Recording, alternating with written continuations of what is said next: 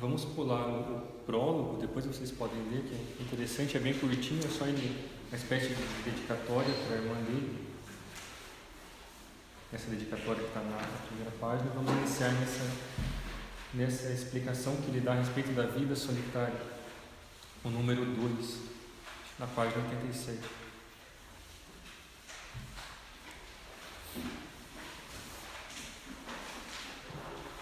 Deve saber, antes de tudo, quais foram as causas e razões que moveram a nossos pais a instituir ou pôr em prática este gênero de vida. Para alguns, viver em sociedade é uma fonte de perigos. A outros, ainda que não os encontrem, a vida social lhes é muito fastidiosa. Outros, finalmente, sem nenhuma destas razões, estimam mais proveitosa para eles a vida escondida. E as razões que aos antigos levaram os antigos para a vida solitária foram as seguintes: fugir dos perigos que consigo leva a convivência, evitar seus graves inconvenientes, ou poder anelar e suspirar com maior liberdade o abraço de Cristo. Aqui também uma frase bem moderna para a época. Ele coloca como uma das razões para a vida solitária esse desejo de ter uma maior liberdade para abraçar o Cristo, um tema muito euregiano, digamos assim, e que também está abrindo caminho para a devócio moderna.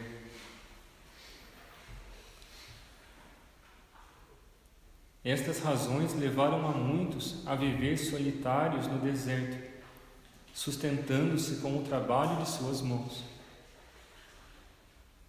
Mas os que nem sequer neste gênero de vida acreditavam estar seguros, dada a liberdade em que deixa a solidão para vagar de um lado para o outro, criam que apresentava uma maior garantia encerrar-se em uma cela, excluindo até a possibilidade de sair dela. Isto foi o que te motivou a abraçar este gênero de vida.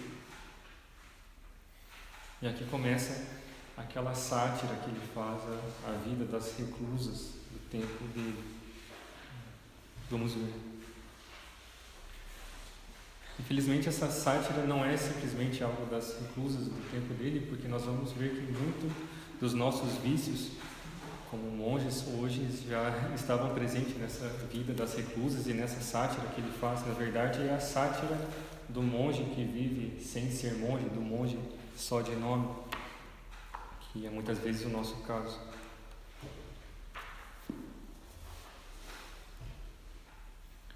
Muitos, no entanto, por ignorar ou desprezar esta forma de vida, creem que basta encerrar-se entre quatro paredes e deixar solta a sua imaginação para distrair-se e inclusive deleitar-se com desejos impúdicos ou ilícitos. Mais ainda, são incapazes de pôr um freio à sua língua, passando o dia entre os comentários do povoado ou da cidade onde vivem, das praças e dos mercados, metendo-se nos costumes e nas vidas alheias, inquirindo curiosamente não já as coisas inúteis, mas também as menos limpas.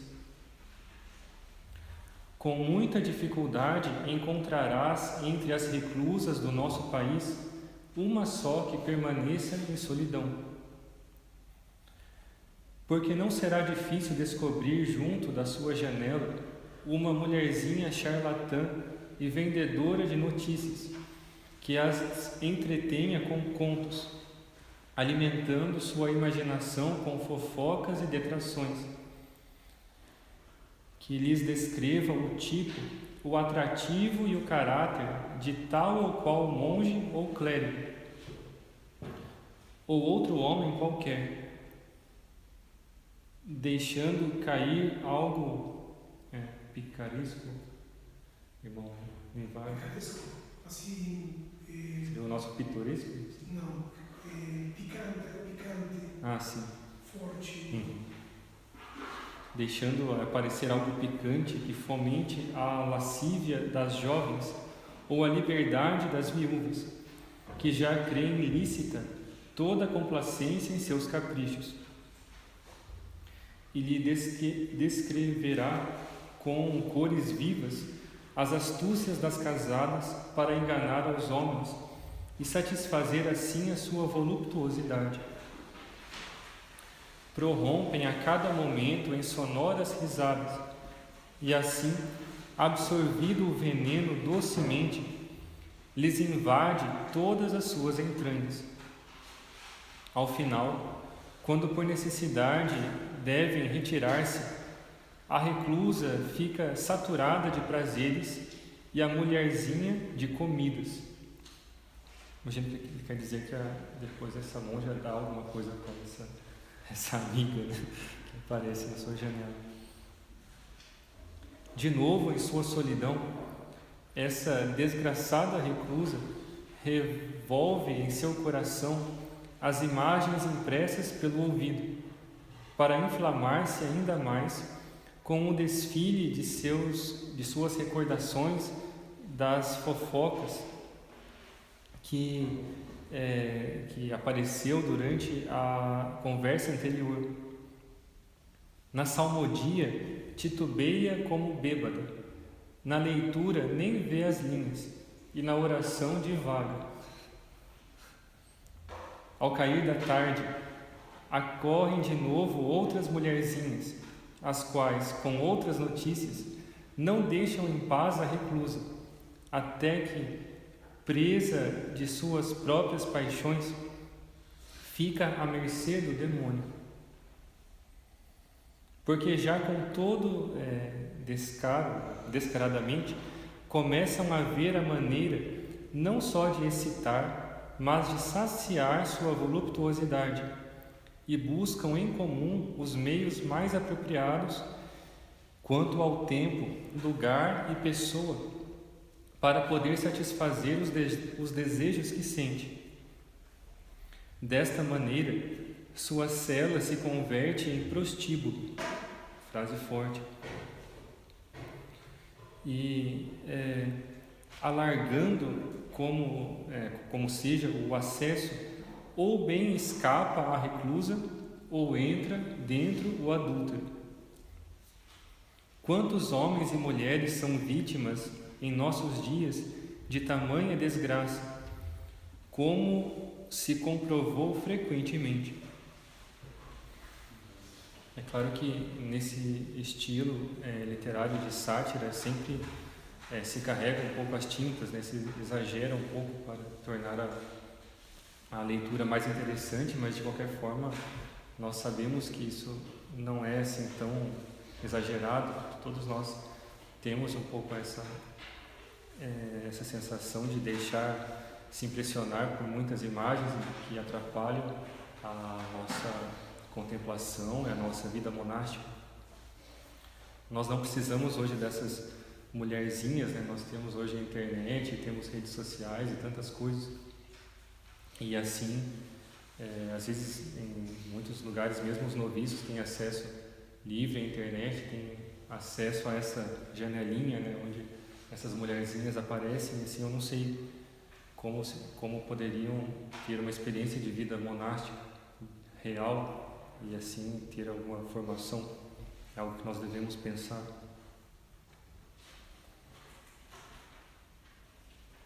Seguir o ponto 8.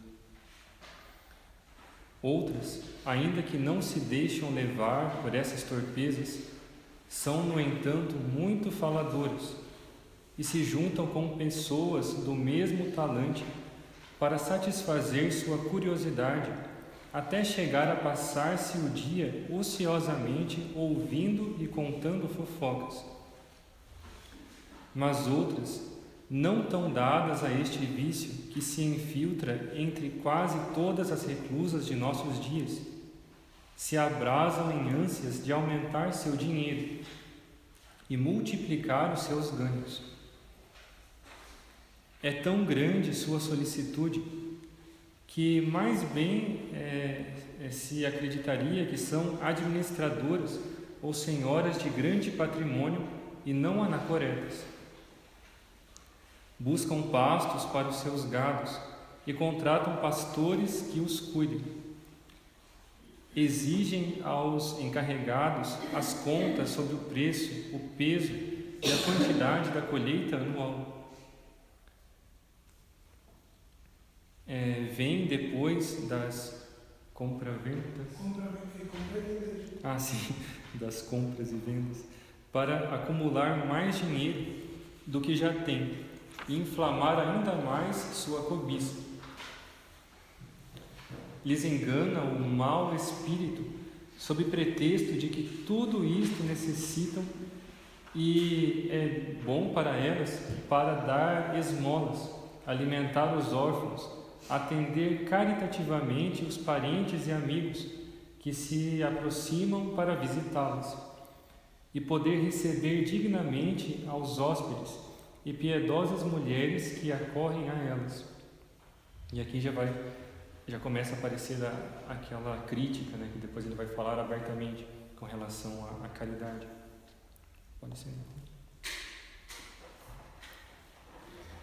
Nenhuma destas coisas corresponde a ti, porque tu deves mais bem receber do que necessitas, como pobre entre os pobres. Aqui uma expressão muito próxima do Exórdio Parvo, né, que fala que os tercienses queriam ser pobres com Cristo pobre. E aqui ele fala que nada dessas coisas tem relação com a vida monástica, porque ela deveria querer ser pobre entre os pobres, em vez de andar buscando o alheio. Não te desprendeste já de tudo por amor ao Cristo? É um sintoma de notável infidelidade que a reclusa ande angustiada pelo dia de amanhã. Porque já disse o Senhor: buscai primeiro o seu reino e tudo mais se dará por acréscimo. E agora entra na questão da caridade, ao menos da crítica em si. Há que conseguir, pois, que o espírito se libere da solicitude com afã pelo temporal. Para consegui-lo, procure a reclusa viver, enquanto seja possível, do trabalho de suas mãos. Outro tema importante para os tercienses. Porque isto é o mais perfeito. Se sua debilidade ou a sua idade não lhe permitam ganhar a vida, antes de encerrar-se em uma cela, busque algumas pessoas das quais receba com humildade o que necessita para cada dia, sem acrescentar nada para dá-lo aos pobres ou aos órfãos. Será melhor que em torno de sua cela não se perceba o clamor dos pobres, o choro dos órfãos ou o lamento das viúvas. Mas me dirás: quem pode impedi-lo? Tu perseveras na solidão, guarda o silêncio e suporta-o com paciência. Quando perceberem que nada tens e nada podem receber, se irão cansados de importunar-te. Isto é desumano, me responderás. Mas na realidade, e aqui uma frase bem forte, se tens algo mais que o sustento e a veste necessários, já não és monge. E então, o que podes dar como uma esmola? Para isso se recomenda à reclusa que quanto lhe sobrar de seu sustento diário, conseguido com o trabalho de suas mãos, isso seja entregue a uma pessoa de confiança, para que então ela entregue aos pobres, não a própria eremita. Não quero que entre os pobres se aproxime de ti alguma velhinha tentadora da virtude, com presentinhos de algum monge ou clérigo. Não toleres que te sussurre no ouvido palavras halagadoras, lisonjeiras, palavras lisonjeiras. Não vá suceder que, enquanto te beija a mão pela esmola recebida, te injete o veneno. Além do mais, há que vigilar muito para que a reclusa não contraia qualquer tipo de obrigação com respeito à hospitalidade, sob pretexto de receber mulheres piedosas. Porque entre as boas chegam às vezes algumas de costumes nada recomendáveis. Há algo da regra aqui também, porque apesar de São Bento recomendar a hospitalidade, considerar a hospitalidade como virtude, não devemos esquecer aquela oração que ele pede para fazer antes de começar a hospedagem, digamos assim, para que se mostre se aquele hóspede vem de Deus ou do demônio. E também a forma com que São Bento concebe a hospedaria de uma forma bem separada do mosteiro. Há um monge hospedeiro que faz essa filtragem, digamos assim, entre o que está na hospedaria e o que está dentro. É a função do porteiro também, que segura o que está fora para que não entre. Não é algo completamente livre, digamos assim, não se coloca o hóspede simplesmente dentro da comunidade, porque há sempre esse risco de se injetar um veneno, como ele disse.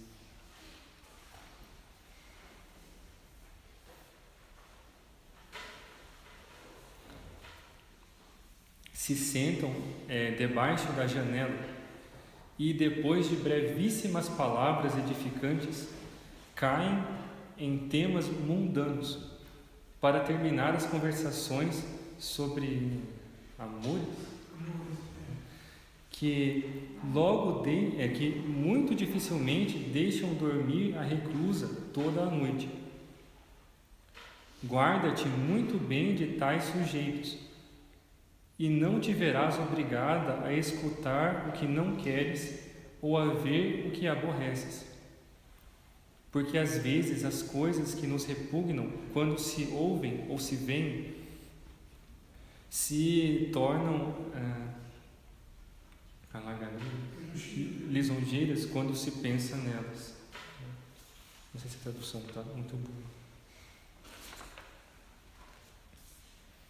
E se temes o escândalo, porque não socorres aos pobres, nem dás acolhida aos hóspedes, ninguém te acusará quando conhecer o teu desprendimento e a santidade de tua vida. Depois ele vai voltar nesse tema, porque ele vai dar uma resposta bem mais completa. Acho que nós podemos fazer a pausa agora. Depois nós voltamos com Cristo.